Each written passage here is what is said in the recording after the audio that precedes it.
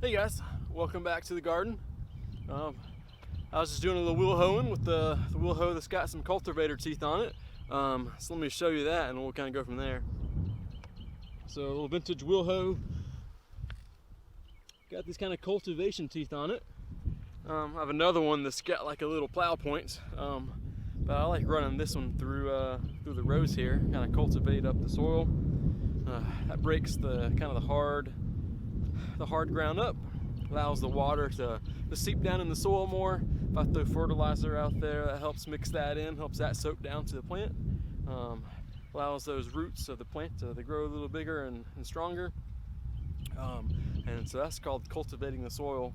That's a little push wheel hoe, push plow that I kind of use to push through the garden.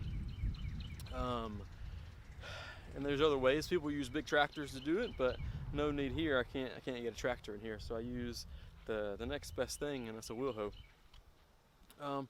So I just wanted to talk about the word cultivation for a second and kind of reapply that back to our lives. I think let's see what the verse says here. And it says Genesis 2:15. It says this: the Lord God took the man and put him in the Garden of Eden to work it and take care of it. So there you could almost say that gardening is in the DNA of humans. That we're supposed to be out here working the land, working the soil, growing plants so we can eat, we can partake of. And so yeah, cultivating, it seems like it's part of our DNA from the start that God gave us. And so just as much as we cultivate this soil here to grow flowers and plants and vegetables, we also need to take that moment and cultivate our own life. And maybe that's something that all of us maybe neglect at time to time. I found myself, as we've been slowing down in this whole coronavirus thing, that I've flipped on more video logs that are kind of Christian-based related.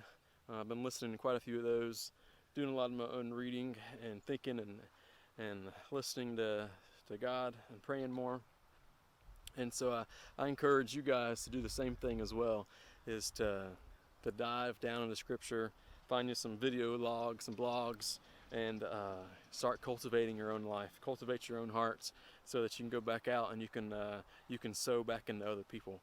That's the coolest thing, when you can get to reinvest everything that you've learned into other people's lives, and just recultivate yourself.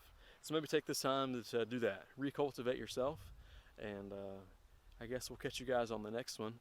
And I'm not sure what we're going to do, but it'll be fun regardless. So have a good day, have a safe day, and we'll see you on the next one, guys.